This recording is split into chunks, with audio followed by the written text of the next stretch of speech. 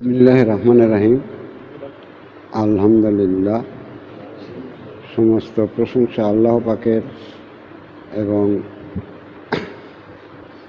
যে আল্লাহ পাক আমাদের আদি পিতাকে সৃজন করে শিয়ন উদ্যান করেছিলেন, আর তিনি জীবিত হওয়ার সঙ্গে সঙ্গে বলে উঠেছিলেন আলহামদুলিল্লাহ।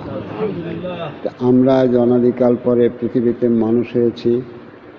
আমরা যে সত্যই আমাদের পিতার আকার সুরত ধরে মানুষ হয়েছি, এই জন্য আমরা নিজ নিজ আকার সুরতের প্রতি লক্ষ্য করি, আর আমাদের স্বীয় অন্তর দ্বারা বলে উঠি আলহামদুলিল্লাহ।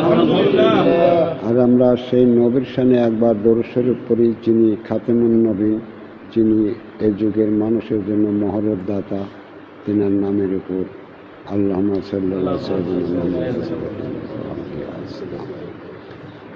আজকের এই ছোট্ট জালসা হলেও, মানুষ অল্প হলেও, এটা ইন্টারনেট করা হবে, সে কারণে বিশ্ববাসীর উপলক্ষেই আমি এই বক্তব্যটা বলছি। তো আজকে আমি আদম নূরের তরফ থেকে যে আলোচনাটা তোমাদের শোনাব, তোমাদের ভিতর দিয়ে বিশ্ববাসী ইন্টারনেট থেকে দেখতে পাবে, সেইটার নাম হলো ধর্ম। তার নাম হলো ধর্ম। তে আমরা আজ পৃথিবীর সকল মানুষই ধর্ম মানি, ধর্মের আয়ত্তদিন থাকি, ধর্মের গণ্ডিত থাকি, না মানলেই তাকে বেদিন কাফের আখ্যা দিয়ে থাকি। তা আমি এই ধর্ম শব্দের উপর আজকে তোমাদের ভিতর দিয়ে বিশ্ববাসীকে জানাব যে ধর্মের মূল অর্থ কী, বিষয়টা কী। আমি আমার নূরের তরফ থেকে যেটা সত্যায়িতভাবে বুঝি, সেটা হলো ধর্মের মূল অর্থ কোনো কিছুকে অবলম্বন করা, কোনো কিছুকে অবলম্বন করে জীবন চালা দেওয়া, বা কোনো কিছুকে অবলম্বন করে এই ধর্মীয় অবলম্বন কি, এটা কি এই দুনিয়াগতভাবে এই অবলম্বন, না কি অন্য কোনো কিছুর জন্য এই অবলম্বন। যদি এই ধর্মীয় অবলম্বন সেই আখেরাত বা মরণের পরের বিষয় নিয়ে এসে থাকে, তাহলে ধর্ম সেই মরণের পরের বিষয়টা নিয়েই হতে হবে, তাই না? তো সেই অবলম্বন কি কি অবলম্বন আমরা করব, যা নিয়ে সেই অবলম্বনের বস্তুটাই আমি মরণের পরে যা দণ্ডায়মান হব। আমি যাকে ধর্মের মানার ভিতর দেয়া, ইবাদতের ভিতর দেয়া, কর্মের ভিতর দেয়া যাকে অবলম্বন করব, তাকে এর ভিতর দিয়ে আমি তাকে ধরব। আর সেই ধরার বস্তুটাই আমি যখন মারা যাব, আমি ঠিক আমার সেই অবলম্বনের বস্তুটা নিয়ে সেখানে দণ্ডায়মান হব। ধর্মের অর্থে আমি আদম নূরের তরফ থেকে যেটুকু বুঝি, তার মূল অর্থটা এভাবে আসে। ধর্ম মানে শুধু এটা হিন্দু, বৌদ্ধ, খ্রিস্ট এ নয়। ধর্মের মূল অর্থ হলো অবলম্বন। যে সেই অবলম্বনের মূল অর্থ হলো যে আমি আমার মানব জীবন দ্বারা যাকে অবলম্বন করব, সেই অবলম্বন এমনি এমনি হবে না। তার একটা জীবন আছে, জীবন ব্যবস্থা আছে, তার একটা ইবাদত আছে, তার ভিতর দিয়ে আমি এই যেটাকে অবলম্বন করব, আমার অবলম্বনের যে জিনিসটা হবে, সেই জিনিসটাকে আমি ধরে ফেলব। আর সেই জিনিসটা ধরার পর আমি যখন মারা যাব, তারপরে যা ঠিক সেই জিনিসটার মানুষ হয়ে আমি খাড়া হব। বুঝতে পারছ? যে সেই অবলম্বনের বস্তুর নাম হচ্ছে ধর্ম। তে ইতিপূর্বে তোমরা অনেক সময় শুনছো যে পৃথিবীর সমস্ত ধর্মকে আমি ভিত্তিহীন বা ফাসেক বলে মন্তব্য করেছি। এর কারণ হলো এই ধর্মীয় অবলম্বন। কারণ পৃথিবীতে যত ধর্ম আসছে, সেই অবলম্বন বলতে যে আমাকে যে ধর্ম দেওয়া হলো, যে জিন্দেগি দেওয়া হলো, যে ইবাদত দেওয়া হলো, তার ভিতর দিয়ে যে আমি একটা কিছু অবলম্বন করব, ধরবো, যেটা আমার মরণের পরে আসবে, এইটা কোনো ধর্মে নাই। এই বস্তুটা কোনো ধর্মেই আনা হয় নাই। সেখানে না নিয়ে শুধু এই ধর্মীয় জীবন আছে, এই কর্মের বাইরে যেন এগুলো করো, যেমন চুরি করো না, ঘুষ করো, এগুলো করো, এবার নামাজ পড়ো বা পুজো করো বা ধ্যান করো বা গির্জা যাও, এগুলো আছে। কিন্তু আমি এর ভিতর দিয়ে আমি কি অবলম্বন করব, যেটা মরণের পরে ওইটাই আমি হব, এটা নাই। এগুলো দিয়ে সব কামাই হবে, নবী মাফসাব করে জান্নাতে নেবে, দেবতা মাফসাব করে জান্নাতে নেবে, ওই বৌদ্ধ মাফসাব করে জান্নাতে নেবে, এগুলো আছে। কিন্তু আমি নিজেকে নিজে স্বাবলম্ব করি, সেই অবলম্বনকে ধরে যে আমার আখেরাতে আমি নিয়ে যাচ্ছি, এটা হয়। এই যে ভিত্তি, এই যে ভিত্তিমূলক অবলম্বন, এটা নাই। কিন্তু এগুলো দুনিয়াতে আছে, তাই না? দুনিয়াতে যে যা কিছু আমরা করি, তার যদি সেই কর্মের ফল না থাকে, আমরা কি তা করব? তা করি না। তাহলে ধর্মে কিন্তু কর্ম বা ইবাদতের ফল, ধর্ম বলতেছে আমি অবলম্বন, কিন্তু অবলম্বনের কোনো কিছু নাই। সেই অবলম্বন দেখতে গেলে আমাকে দিয়ে যে কর্ম করানো হচ্ছে বা যে ইবাদত করানো হচ্ছে, সেই ইবাদতটাই, তার দ্বারা যে আমি কিছু হব বা কিছু ধরতে পারবো, এই বলতে কোনো কিছু নাই। বুঝতে পারছ? যে যখন এটা বলতে কোনো কিছু নাই, তখন ওই ধর্ম ভিত্তিহীন ফাসেক করা হয়েছে। যে এখানে শব্দটা হলো অবলম্বনে করো, আর যখন ধর্মকে মানতে যাচ্ছি, তখন দেখি অবলম্বন বলতে এই ধর্ম পালনের ভিতর দিয়ে কোনো কিছু নাই। আমি নামাজ পড়ি, রোজা করি, নবী মাফসাব করে জান্নাতে নিয়ে যাবে, আমার অবলম্বনের কিছু নেই। অবলম্বন বলতে নবী যদি ইচ্ছায় আমাকে মাফসাব করে নেবে, তাছাড়া হবে না। অর্থাৎ আমি লেখাপড়া করব, টাইটেল পাস করব বা বিসিএস করবো, আমার কোনো চাকরি হবে না, আমার চাকরি হলো নবী। উনি যদি কয় যে ওনাকে মাফসাব করে দাও আল্লাহ, তাহলে দেবে, নইলে নাই। এদিক দিয়ে বিশ্লেষণ করে আমি আমার নিজের দিকতে পাই যে কোনো ধর্ম এই অবলম্বন বলা হয়েছে, কিন্তু অবলম্বনের কিছু নাই। অর্থাৎ সেই ধর্ম পালন করে কোনো কিছু জানা, চেনা, বোঝার বা ধরার কোনো কিছুই আনা হয় নাই, ফলে ইহা ভিত্তিহীন করা হয়েছে। অর্থাৎ আমি যে জিন্দেগি মানব, এই জিন্দেগিটা মানার মূল ফজিলত বা মূল বস্তুটা কি হবে, আবার যে ইবাদত করব, সেই ইবাদতের উপর ভিত্তি করে আমি কি পাবো এখানে, সেই ইবাদতের দ্বারা আমার সুফল কি আসবে, এটা নাই। নবী মাফসাব করে নিয়ে যাবে, অনেক সওয়াব মানে হয়ে ভরে যাবে, তোমাকে জান্নাতে নিয়ে যাবে, কিন্তু আমার কোনো অবলম্বন নাই।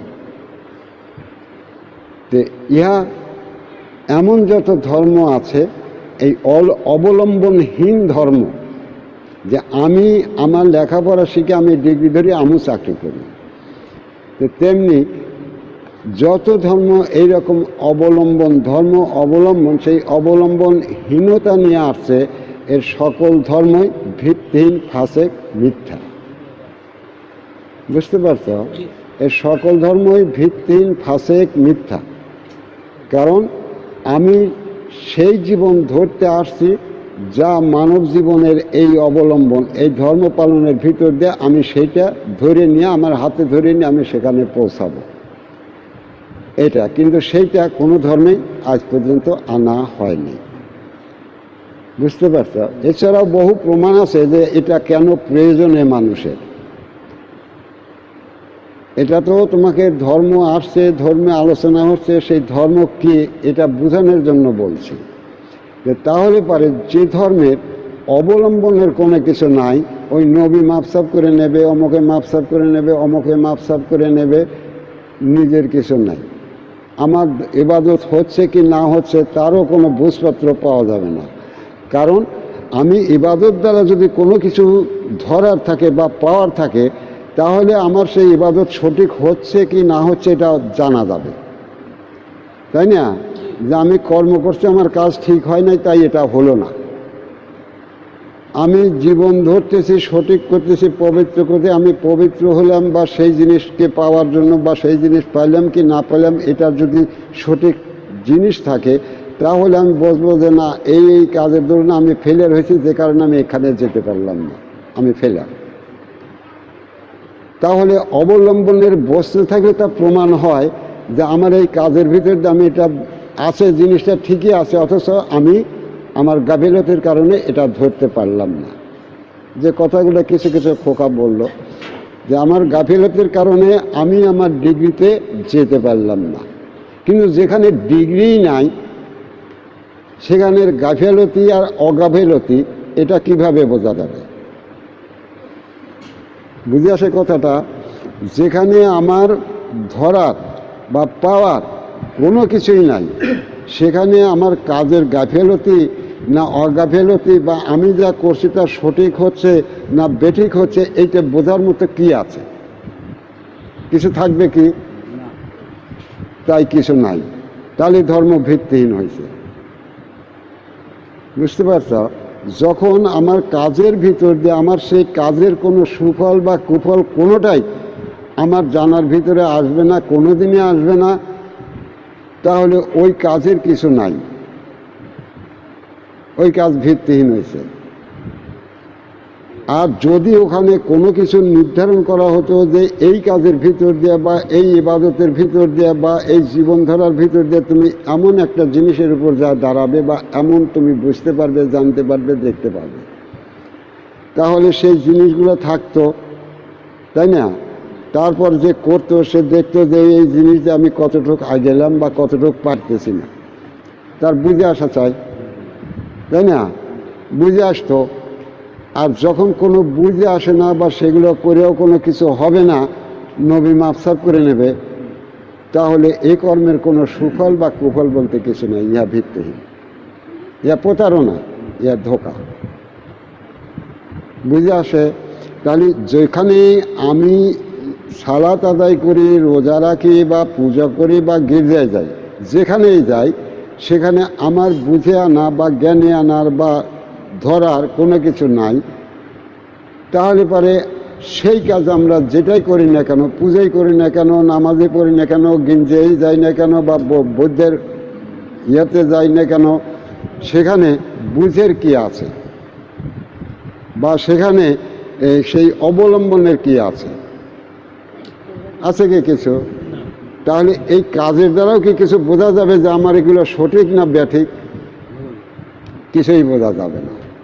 কারণ যার মূল কিছু নাই, তার কর্ম করিয়া ইবাদত করিয়া কোনো কিছু দ্বারাই কোনো কিছু বুঝে আসবে না। ফলে ধর্ম মানে নামাজ পড়লেই সোয়াব, ওই রোজা রাখলেই সোয়াব, এ চাঁদে এত সোয়াব, ও চাঁদে অত সোয়াব, ও চাঁদে দেবতা খুশি, ওই পূজায় দেবতা বেজার, ওই দেবতা এটা, ওই দেবতা ওটা, এগুলোই হবে, আর কিছু হতে পারে না। ঠিক এভাবেই তোমাদের অনাদিকালের ধর্মগুলো এসে তোমাদের কাছে খাড়া হয়েছে। কোনো সত্য নেই, কোনো ধর্ম আসে নেই। তাহলে বুঝতে পারলে তোমাদের বলা হচ্ছে অবলম্বন করো, কিন্তু কি অবলম্বন করবে তার কোনো নজির নাই, তার কোনো সত্যতা নাই। কি করবে? শেষের ধর্মীয় মতে কিছু হুকুম বা কিছু জিন্দেগির ব্যবস্থা দিয়ে করলে যে এইগুলো করতে থাকো, নবী মাফসাব করে নিয়ে যাবে। তাহলে সেই ধর্ম মানে তোমরা কিভাবে আল্লাহকে জানতে চাও, নিজেকে জানতে চাও, বা অমুককে বুঝতে চাও বা অমুককে বুঝতে চাও, কিভাবে আসবে বলো? নবীকে জানতে হলে নবীর কি জানবে? নবীর তো ইতিহাস আছে, এটা না নবী কোন নূর, নবী কোন অস্তিত্ব, নবীকে এটা বোঝার জন্য খোঁজো। কোনটা? যে সেইটা জানতে গেলে তাহলে সেই নবী সত্যকে ধরে নিয়ে তোমাকে করতে হবে, নবী নূরকে ধরে নিয়ে করতে হবে। তাহলে গিয়ে সেই নবী নূর কিভাবে ধরা যায় সেই পথ অবলম্বন করতে হবে, সেই নবী নূর নির্দিষ্ট করতে হবে, তাহলে সম্ভব। কিন্তু আমি দরুদ শরীফ পড়তেছি, নবীকে ধরবো, নবীকে চিনবো, কোনো দিন হবে না। এরকম দরুদ শরীফ যদি জীবন ভরা খালি দরুদই পড়ো, তাও হবে না। কারণ সত্য নাই, হাওয়াই দরুদ পড়তেছে, সত্যবিহীন, লক্ষ্যহীন, সুরাতহীন, অস্তিত্বহীন, কিছুই নাই। অতএব দরুদ পড়া ভিত্তিহীন, কোনো কাজে আসবে না। তো এমনিভাবে যে দিক দিয়ে সমস্ত পৃথিবীর মানুষ আমার কাছে জানতে চায়, সে যেই হোক, বা অতীতের ধর্মদাতারাও যদি জানতে চায় যে তোমার ধর্ম মিথ্যা, তার সামনেই তাকে প্রমাণ করে দেওয়া হবে যে তোমার ধর্ম মিথ্যা ছিল, অবলম্বনের কিছু নেই।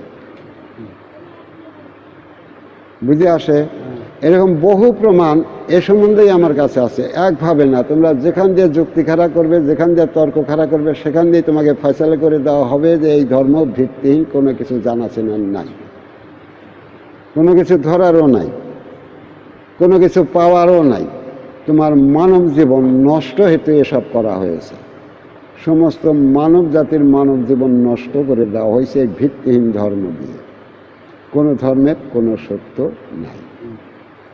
তাহলে ধর্ম বুঝতে পারলে যে ধর্ম কি, আর ধর্ম মানতে হলে, অবলম্বন করতে হলে আমি সেই জিনিস অবলম্বন করব যেটা নিয়ে আমার মরণের পরের জিন্দেগি আমি ঠিক সেইটা হব।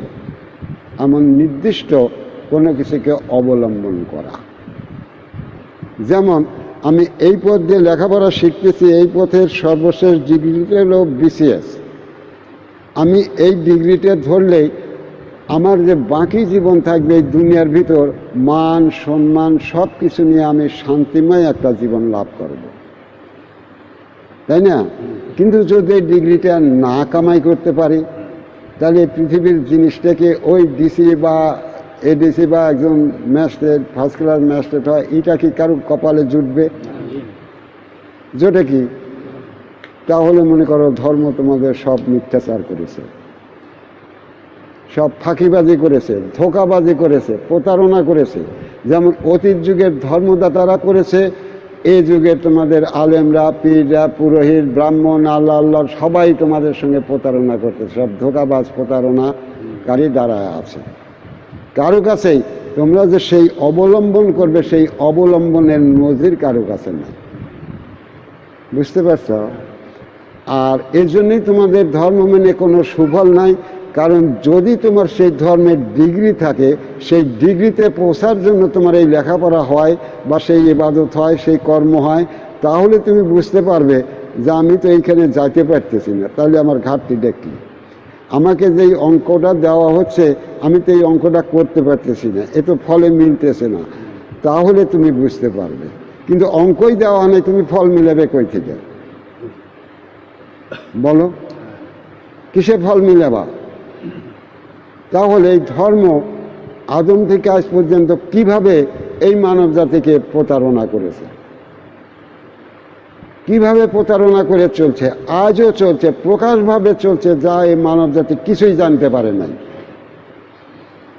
আজও সকালে রাত থাকতে উঠে মাইকে দুনিয়ার মিথ্যা কথা কয়া ধর্মের কথা কয়, মানুষের কাছে টাকা সংগ্রহ করা হলো গাছের পাড়ার মসজিদে।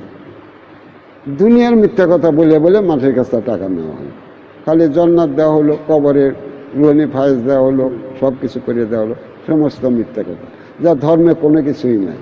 সেই ভিত্তিহীন ধর্মেরও কোনো বাণী নাই যে ধরনের কিছু হবে, অথচ তাই সব টাকা দিয়ে দিয়ে করলো। তোমরা মানুষ যেমন হয়ে গেছো, ধর্মদাতারা তোমাদের এমন করে ফেলাইছে। কেন করে ফেলাইছে? তোমাদের আগেও বলা হয়েছে যাতে আদম এসে খারাপ না হয়, এই মানুষের থেকে যাতে কোনোদিনই আদম সত্য চেতনে না আসে, এজন্যই করা হয়েছে। তাহলে তোমরা বুঝতে পারলে যে আমি কেন বলি যে পৃথিবীর সকল ধর্ম ভিত্তিহীন, মিথ্যা। তাহলে আজ কিছুটা বুঝে আসলো। আচ্ছা, এখন যে ধর্মের ভিতর থেকে আমরা কথাবার্তা বলি, সেই ধর্মটার নাম হলো দ্বীনি ইসলাম। কোরআনে ধর্ম শব্দ উল্লেখ হয় নাই, শব্দটা আসছে দ্বীনি ইসলাম, আর আমরা কই ইসলাম ধর্ম, তাই না? তো ইসলাম ধর্ম বলা যায় যদি ওই দিনকে অবলম্বন করা হয়। কিন্তু তাহলে এখানে কোনো ধর্মেই এ ধরনের কোনো কিছু অতীতে আসছে কিনা আমার জানা নাই, তবে আসে নাই যে এটাই যতদূর সম্ভব ঠিক। কিন্তু কোরআনে আসছে দ্বীনি ইসলাম, বুঝতে পারছ? তো ইসলাম বলতে বলা হয় শান্তি, আর দিন মানে ধর্ম, অর্থটাও দিয়ে দেওয়া হয়েছে, তাই না? কিন্তু আসলে এই অর্থটাও ভিত্তিহীন এবং মিথ্যাচার করা হয়েছে। কারণ দিন একটা সত্য, দিন একটা সত্য। এখানে সেই দিনই সত্যের কথা বলা হয়েছে। যে দিন সত্য হলে সেই দিনের একটা দিনমণি থাকে, বুঝতে পারছ? দিনের একটা দিনমণি থাকে। কিন্তু দিনই সত্য কোরআনে আসছে, কিন্তু সেই দিনের একজন মালিকও থাকে, যেহেতু ওটা একটা সত্য হিসেবে আনা হয়েছে, দিনই সত্য। তো প্রত্যেকটা সত্যের, আল্লাহর অস্তিত্বে যত সত্য আছে তার প্রত্যেকটা সত্যের একজন করে মালিক আছে। বুঝে আসে? যেমন এই রাত দেখতে পাও, এই রাত একটা সত্য। তোমাদের এই দুনিয়া যেমন সত্য দেখো, এটা হলো আল্লাহর অস্তিত্বের সত্য, যে সমস্ত জ্ঞান এই মানুষকে আজ পর্যন্ত আনা হয় নাই। কারণ সেই সত্যদারেরা সেই সত্যের দাবি করলেও সত্যের কোনো পরিচয় আসে নাই, আর সে কোন সত্যের সত্যবান তাও বলে না। তাহলে তোমরা সেই আল্লাহর অস্তিত্বের সত্য চিনবে কই থেকে? তাহলে এই দিন যে একটা সত্য আল্লাহর অস্তিত্বের ভিতর এবং সর্বশ্রেষ্ঠ সত্য। দিনের অপোজিট যদি তোমরা দেখো তাহলে রাত, তাই না? আর রাতের অপোজিট দেখলে দিন, তাই আসে না? তাহলে দিন যদি একটা সত্য হয়, রাত আলাদা একটা সত্য। তাহলে দিনই সত্যের যদি একজন মালিক থাকে, তাহলে এই রাতের সত্যেরও একজন মালিক আছে। তেমনি এই যে মাটি দেখে, মাটিরও একটা সত্য, তাহলে এই মাটিরও একজন মালিক আছে। বুঝতে পারছে? এমনিভাবে যদি এই গরু দেখো, ওই গরু একটা সত্য। এগুলো আল্লাহর অস্তিত্বের এক একটা সত্য, ভিন্ন ভিন্ন, কোনোটাই এক নয়। বুঝতে পারছ? তো সেই সমস্ত সত্যের ভিতর দিন একটা সত্য, কিন্তু সমস্ত সত্যেরই আগে মালিকানা সত্য আগেই করা হয়, এই দিনই সত্য বাদে। বুঝতে পারছ? আর তার ভিতর এই দিন আর এই আবাত্তর বাদখাক আর রাত, এই ছয়টা সত্য, এই ছয়টা সত্যের মালিকানা আসে পরে। সমস্ত সৃষ্টির সত্য বা নূর বা জীবন, এগুলো সবার আগে হয়। যখন তাদের কোনো আকার সুরত ছিল না, তারা শুধু আলোকময় একটা পিণ্ড মনে করো, যার থেকে আলো, মনে করো যে এই মোবাইলটা আলো বাড়াতেছে, এরকম অসংখ্য আলোধারী সত্য ছিল আল্লাহর অস্তিত্বে। এগুলোকে প্রথমে আনা হয়, বের করা হয়। ঠিক তাদেরই নাম, আমার যতটুকু আইডিয়া, প্রথমে এরা খুব শব্দ করতে থাকে, যেখান থেকে এদেরকে বের করা হয় সেই শব্দের পর তাদেরকে নাম দেওয়া হয়েছিল রবগণ। শব্দ করতেছিল। তারপরে যখন রাতের ঘোরতর জিনিস কমে গেল, তাদের তা আলো বের হলো, তখন তাদের নামকরণ করা হয় নুরিতন বলে। আর সেই নুরিতনের নাম দুনিয়াগতভাবে হয়েছে ফেরেশতাগণ। আসলে ওই রবগুণও যা, ফেরেশতাও তাই, নুরিতনও তারাই, ভিন্ন কেউ নয়। এরা প্রত্যেকে, তারা যতই ছিল, প্রত্যেকে ভিন্ন ভিন্ন একটা সত্য ছিল। তখন এই আবাত্তর বাদখাক ছিল, রাতও ছিল, দিন হতো। তবে এখন যেরকম দিন দেখো, এই দিন ছিল না, এই চন্দ্র ছিল না। বুঝতে পারছ? যখন সেই দিন আসতো, এখানে দিনমণির জ্যোতি আলো এখানে আসতো, তখন এই রাজ্যে দিন হতো, বাকি যখন ওটা চলে যেত তখন বাকি সময় রাতে পরিণত থাকত। এই অবস্থায় ছিল। তারপরে যখন এখানে এই পাঁচটি সত্যকে দাঁড় করানো হলো, তাহলে এই ফেরেশতাদের চাইতেও বয়সে কিন্তু এই পাঁচজন আবার ছোট।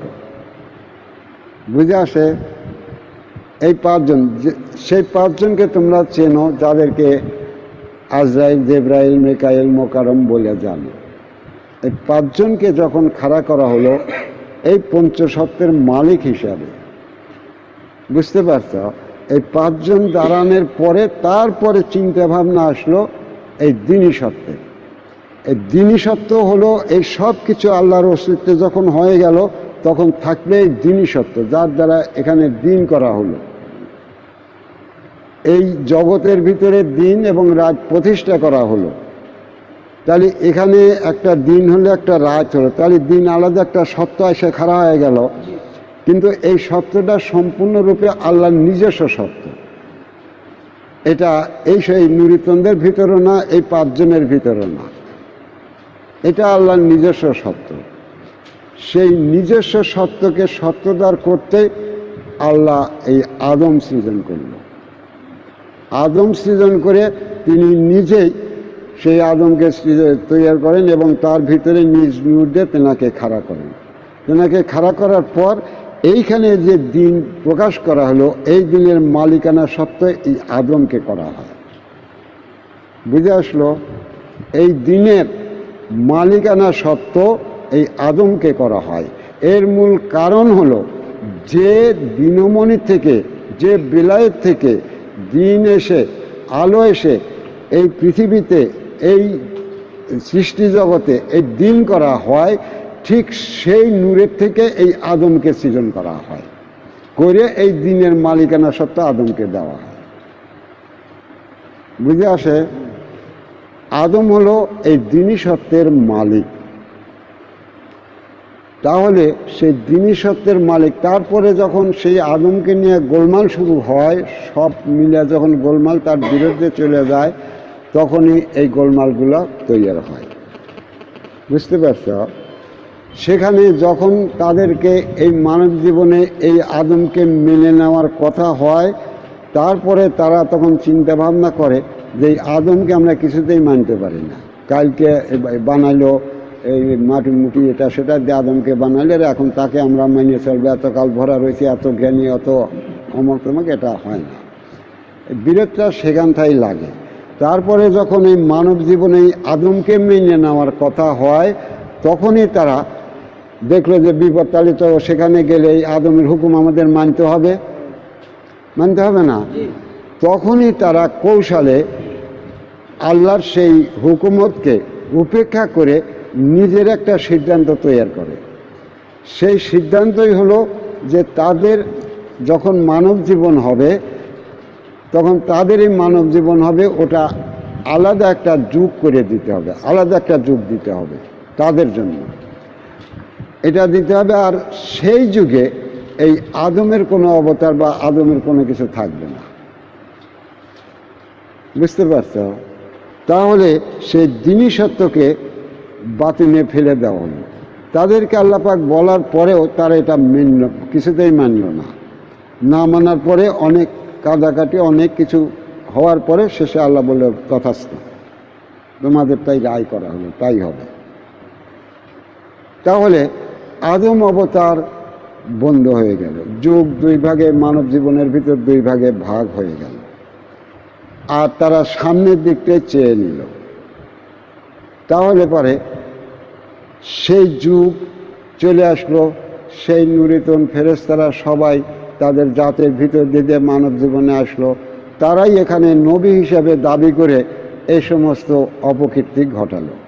আদমের নামে বদনাম, মোকাররমের নামে বদনাম, এই আমরাই আল্লাহ পাঠাইছে, এটা পাঠাইছে, কিন্তু তারা কিন্তু প্রকৃত আল্লাহর সিদ্ধান্ত উপেক্ষা করে মানব জন্মে আসছে। বুঝে আসে?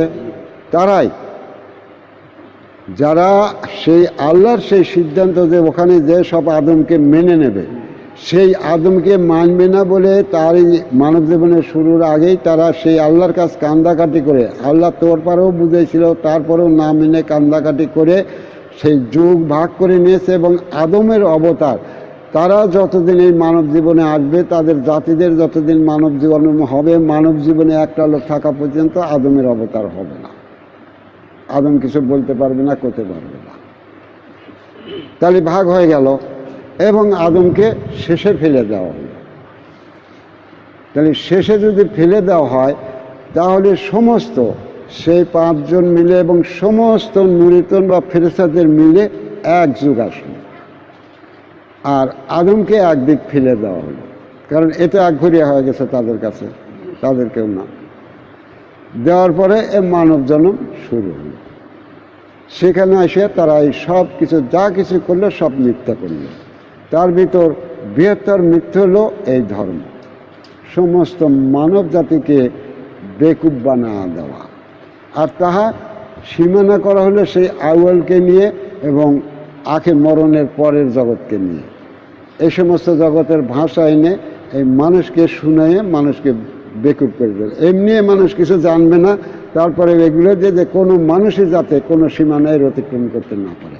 আল্লাহ আমাকে এটা বলছে, আল্লাহ আমাকে এটা বলছে, এই মানুষ কি করে বুঝবে যে আল্লাহ তাকে বলছে কি বলেনি? আল্লাহ আমাকে পাঠাইছে, এই মানুষ কিভাবে জানবে যে আল্লাহ তাকে পাঠাইছে কি পাঠায়নি? আল্লাহ তাকে এই ধর্ম দিয়ে পাঠাইছে, এগুলি মানুষকে বলতে বলছে, এই মানুষ কিভাবে জানবে যে আল্লাহ তাদেরকে এগুলো বলছে কি বলেনি? আছে কি কোনো সাধ্য আছে মানুষের? কোনো সাধ্য নেই। দ্বিতীয় কথা, মানুষের কিছু জ্ঞান গরিমার সাধ্যে আসতো যদি তারা তাদের নফস ধরার সুযোগ দিত, আত্মা ধরার সুযোগ দিত। কিন্তু তারা এমনভাবে বন্ধ করেছে যে এই মানুষ কোনোদিন কোনো জাতের আত্মাকেই জানা চেনায় যেতে পারবে না, কোনো জাতের আত্মাকেই জানা চেনায় যেতে পারবে না। তাকে নিয়ে কথা বলাতে ভালো, তাকে দেখাতে ভালো, বোঝাতে ভালো, কিচ্ছুই পারবে না।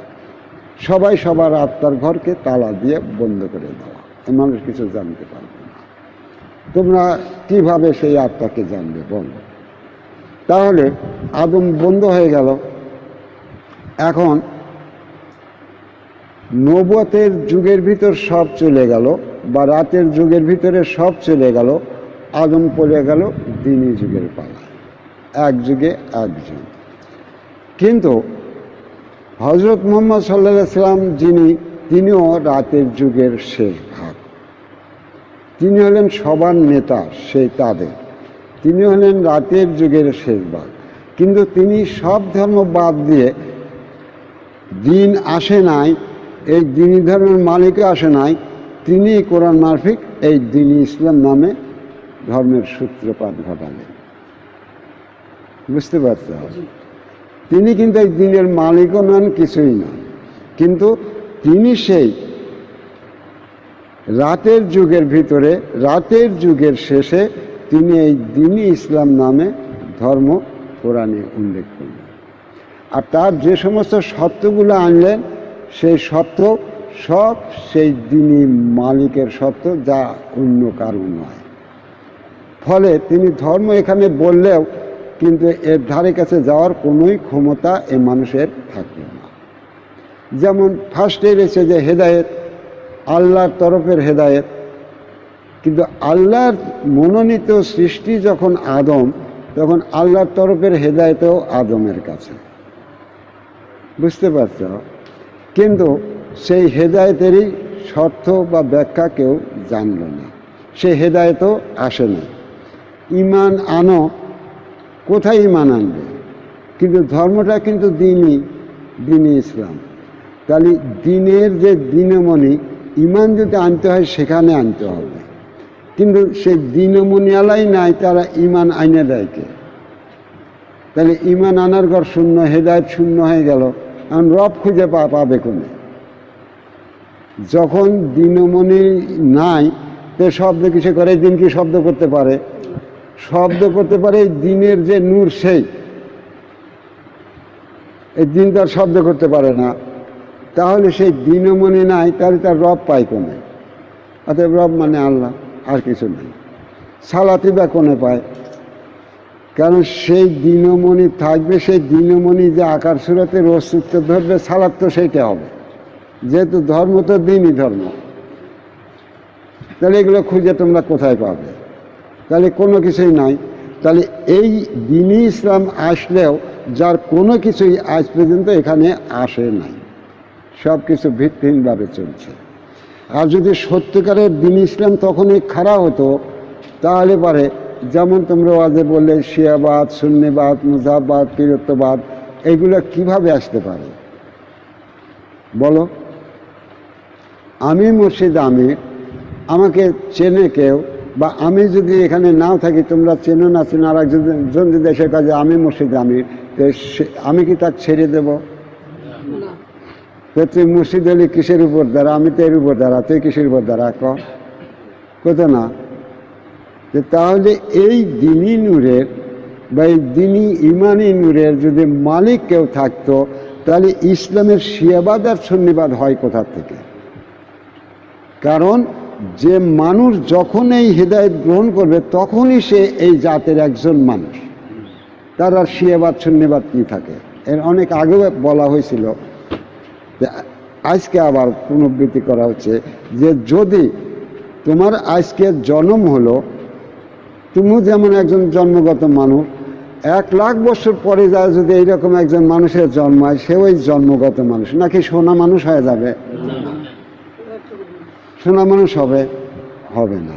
তাহলে প্রকৃত হেদায়েত, ইসলামের যে হেদায়েত, সেই হেদায়েত নিয়ে যদি সেই মুহাম্মদের আমলে কেউ ইসলাম হয়ে থাকে, সেই হেদায়েতটা যদি আজও দেওয়া হয়, তাহলে সে সেদিনকার ইসলাম ছিল, আজকের ইসলাম। আমি সোনা ইসলাম হলাম কী করে?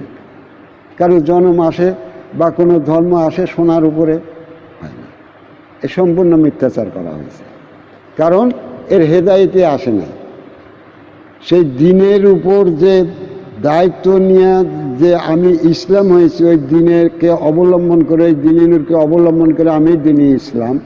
ইসলাম বলতে কোনো কিছু নাই, এই মানুষই ইসলাম, মানুষকে ইসলাম বলা হয়। বুঝতে পারছ যে এই ইসলাম কাকে বলা হয়? যিনি এই দিনই ধর্মর সব দিনের উপর সব কিছু বুঝে নেন, দিনই ইমানের উপর, তাকে বলা হয় দিনই ইসলাম। যার কাছে ওই দিনের ধর্মের কোনো কিছুই নাই, ওই দিনই নূরও নাই, সেই দিনই নূরের উপর ইমান এনে দেওয়া হয় নাই, আর সেইটার উপর তার জিন্দেগিও নেয় নাই, অন্যগুলো করে বেড়ায়, বা সেই নামের দিন ইসলাম কিন্তু আসলে তার দিনের উপর ইমানই আসে নাই, হেদায়েতে আসে নাই। তাহলে তারা কিভাবে সেই ধর্মকে সত্য রক্ষা করে? কিভাবে সত্যকে রক্ষা করবে? ধর্মের কোনো সত্যই খাড়া করা হয়নি, তার সত্যটা আসলো কই থেকে বলো? সত্যটা আসলো কই থেকে?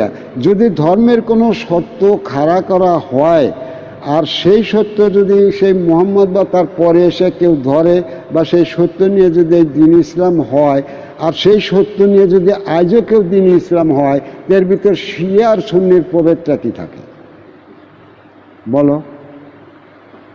দ্বিতীয় কথা, যদি সেই হেদায়েত নিয়ে সেদিন মানুষ দিন ইসলাম হয়ে থাকে, ঠিক সেই হেদায়েতটাই যদি আজও মানুষ গ্রহণ করে, তাহলে সেও তো দিন ইসলামই হবে।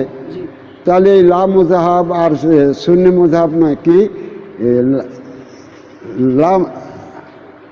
কি কয় না একটা লা মুজাহাবে যারা যে পীরত্ব অলিত মুজাহাব কিছু মানে না, আর যেগুলো এগুলোকে মানে সেগুলো কি কয়? হ্যাঁ, মাযহাবীপন্থী। এই যে বলা হয়, তাহলে এটা কোনে থাকে? কারণ সেই দিনকার যে হেদায়েতের দ্বারাই দিনই ইসলাম হতো, ঠিক সেই দিনের দায়িত্ব দিয়ে যদি আজও ইসলাম বানানো হয়, তাহলে লা মুজাহাব আর এই মুজাহাবিদের ভিতর কি থাকে? এরা কোথায় দাঁড়ায় বলো? তাহলে এর সত্যই আসে না। অর্থাৎ ইসলাম নামের আছে, ইসলামের যে সত্য পৃথিবীতে কেউ অবতরণই ঘটায় না, হাওয়ায় উঠতেছে, বুঝে আসে।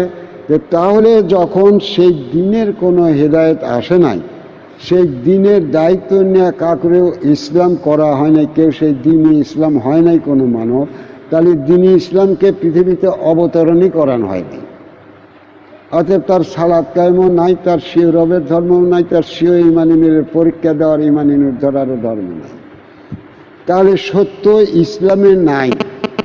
যদি সত্য থাকে তাহলে পরে এই শিয়া সুন্নিবাদ হয় না। কালকের মানুষে যে সত্যের জন্য ধর্ম পালন করছে, আজকের মানুষও ঠিক সেই সত্যের উপর ধর্ম পালন করবে। তাহলে শিয়াবাদ সুন্নিবাদের কোনো যুক্তিই থাকে না। বুঝতে পারছ? কালকের মুসলমান যে সত্য নিয়ে ধর্ম পালন করছে, আজকের মুসলমান যদি ঠিক সেই সত্যের উপর দ্বারাই ধর্ম পালন করে, তাহলে এই লা মুজাহাব আর মুজাহবাদের কোনোই ভিত্তি থাকে না। তাহলে ইসলামের কোনো সত্য নিয়ে আজও পৃথিবীতে নামান হয় নাই। বুঝে আসে? যদি ইসলামের সেই সত্য সেই দিনকার মুসলমান জালি হতো, আজকের মুসলমান যদি তাই নেই হয়, তাহলে এই পীর সাহেব, এই মুজাদ্দিদিয়া, এই চিশতিয়া, এই নকশবন্দিয়া, এই রিসালতিয়া, এই খানদানিয়া, এগুলোর কোনো মূল্যই থাকে না, এগুলোর কোনো মূল্যই থাকে না।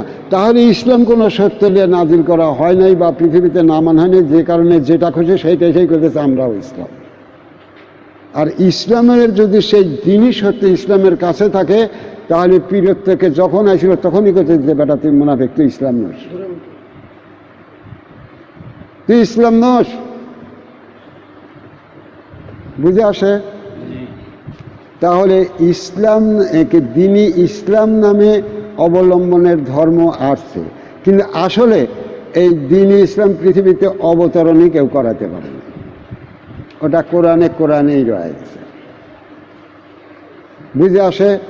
আর যেটা হয় নাই তার প্রমাণ কিন্তু বর্তমান সিস্টেমগুলো একেবারে পরিষ্কারভাবে রেখে দিয়েছে,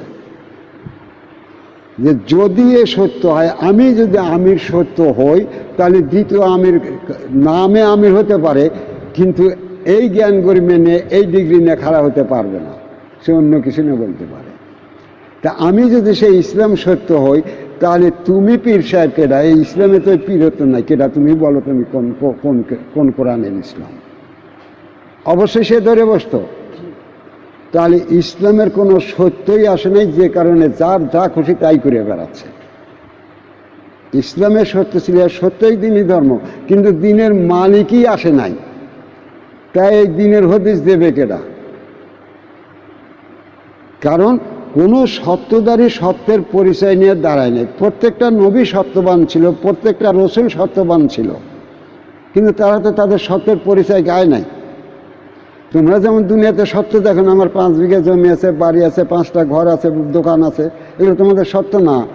এরকম প্রত্যেকটা সত্য আছে, কিন্তু তারা কেউ সত্যের পরিচয় দেয়নি। আমি যেমন আমারটার পরিচয় দিতেছি, যেমন আমি দিনী সত্য, আমার দিনী সত্য কীভাবে হলে তার পরিচয়টা পেলে তো এই বক্তব্যের ভিতর দিয়ে, যে কিভাবে এই দিনী সত্যের মালিক করা হলো আর কাকে করা হয়েছে।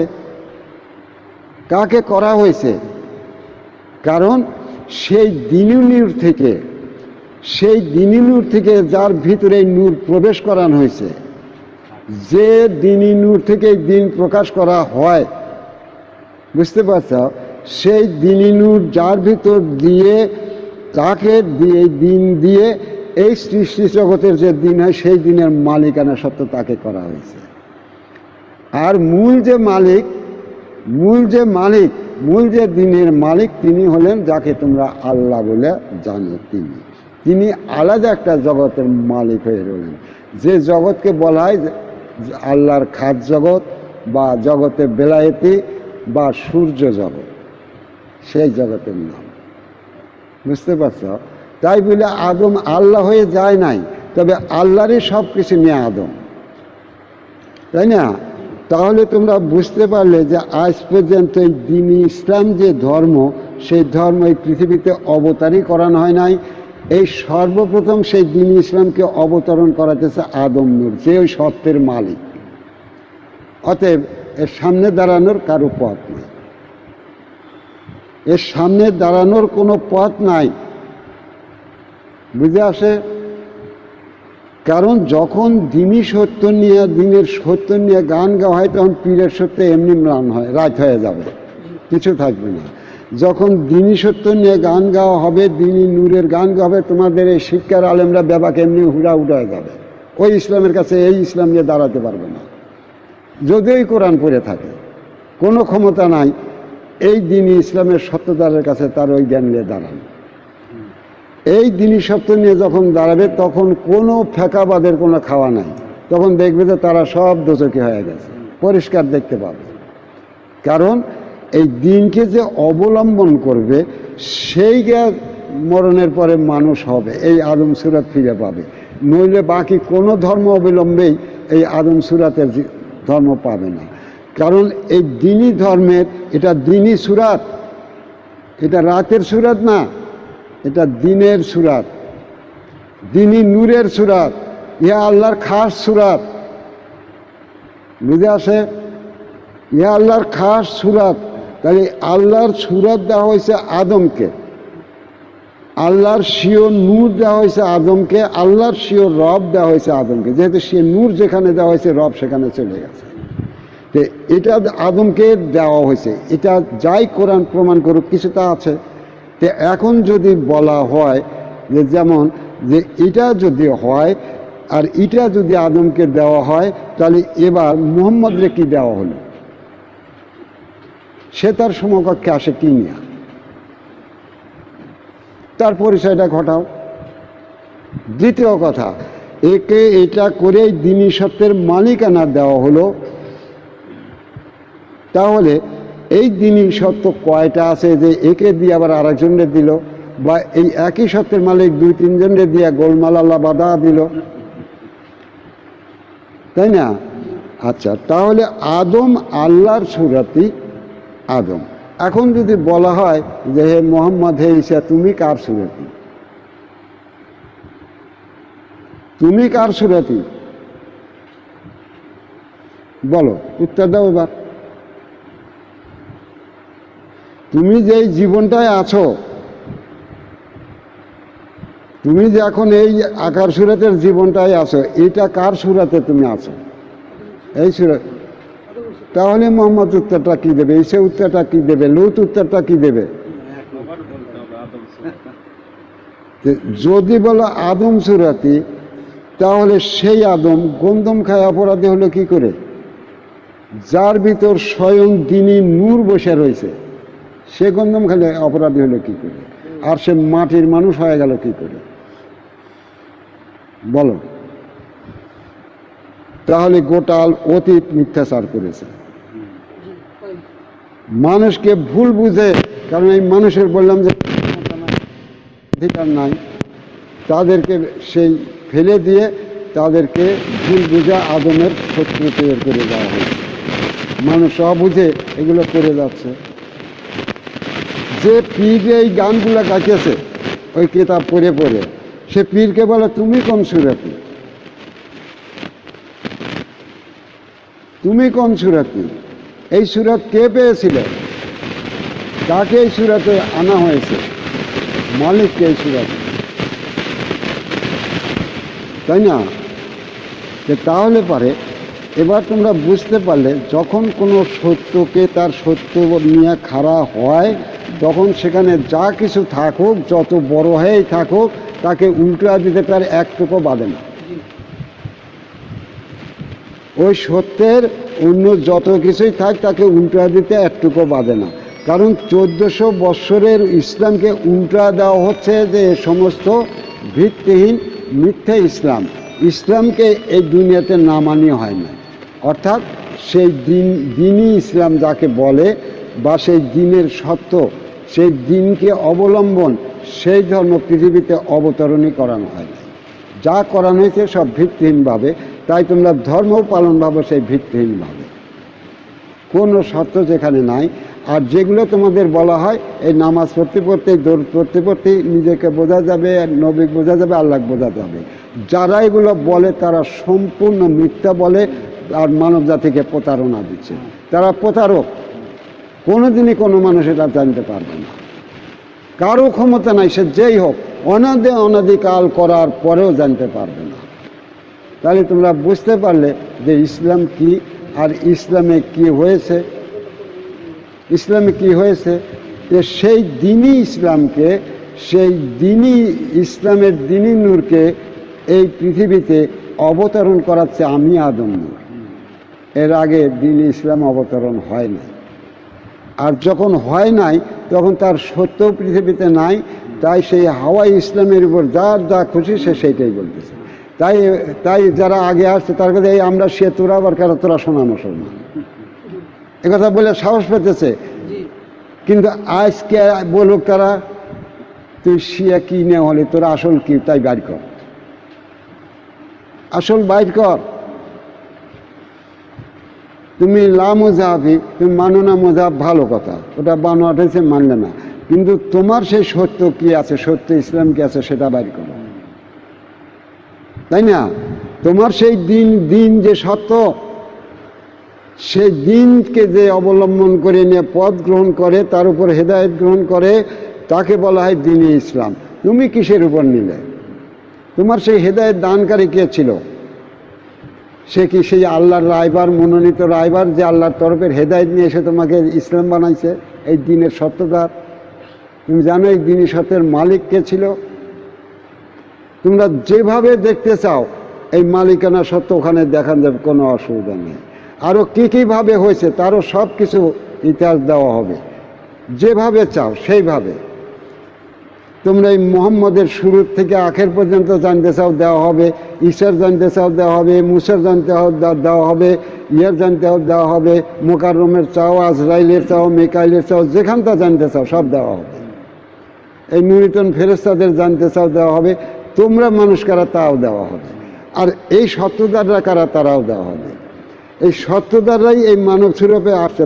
তোমরা ছিলে তাদের জাতি, তোমাদেরকে নাখারিজ করে দিয়েছে। তোমরা তো তাদের সত্য নিয়ে মানুষ হয়েছিলে, কারণ আদম তো সেরকম ছিল না যে তোমাদের এই ইসলাম দেবে, এই দ্বীন নূরের ধর্ম দেবে। আদমকে তো আগেই গোপন করে নিছে। এই ঠকবাজি করার জন্য সেই নুরিতনরা ফেরেশতারা এই ঠকবাজি করার জন্য আদমকে আগেই তাদের যুগ থেকে সরা দিয়েছে, গোপন করে নিয়েছে। আর এই গোপনকে পরিষ্কার করে না বললেও কোরআন কিছু হলেও স্বীকার করছে যে আমার ধর্ম গোপনে আছে, আর ওই ধর্মের মানুষ থাকে না। যদি কেউ চলেও মানুষ তাকে উপহাস করে, ধিক্কার মায়, তিরস্কার মানে, কারণ ওই ধর্মের সত্য আছে। এই মানুষ সেই সত্য সম্বন্ধে কোনো জ্ঞান রাখে না। কিন্তু সেটা সেই সত্য নয়, কোনো মানুষ হয়তো জ্ঞান করে ওইভাবে চলতেছে। কিন্তু এখন যে সত্য এসে খাড়া হয়েছে, এখন আর ভয় কিসে করে? এখন তো যত বড়ই গৌসেল বাবা দেখাস, কিন্তু উহা তো একটা শব্দ মাত্র তোর গৌসেল বাবাগিরি ছুটা দিতে, কোনো কিছুর প্রয়োজন হয় না। একটা শব্দ মাত্র তোর গৌসেল বাবাগিরি কিছুর উপরে ওই জিনিসটা দেখা, তাই না? ওই জিনিসটা দেখা। তুই পীর বাবা যত বড়ই তোর কেরামতি থাক, যত কবরে যাই তুই যে কবর আজম মাফ করিস, তুই কি আগে সেইটা বল। সেই যে রুহু আয়া যায় সেই রুহুটা কি সেইটা বল। সেই রুহু চেন্নালা এসে গেছে, এবার রুহুর কথা কাকে ফাঁকি দেওয়া যাবে? যেমন রসুলপুরে একটা বেঈমান কাজে আমি রুহানিয়ালা হয়ে গেছি। যখনই রুহুর পরিচয় চাওয়া গেলে দেবো, পরে দেবে। আব্বাস কছিল আপনি যান না, আমি চাবো। তখন আব্বাস যা জিজ্ঞেস করছে, হ্যাঁ হ্যাঁ এটা পরিচয় দেওয়া হবে। ধোকাবাজি দিয়ে ফাঁকি দিয়ে চলে গেছে। দিয়ে গেছিল কি সেই জালসা রুহির পরিচয়, সে কোন রুহালা ঠকবাজ। যে নিজের আত্মা চেনে না, সে নাকি সালাম দিলে নবী তার সালামের উত্তর দেয়। কত বড় প্রতারক!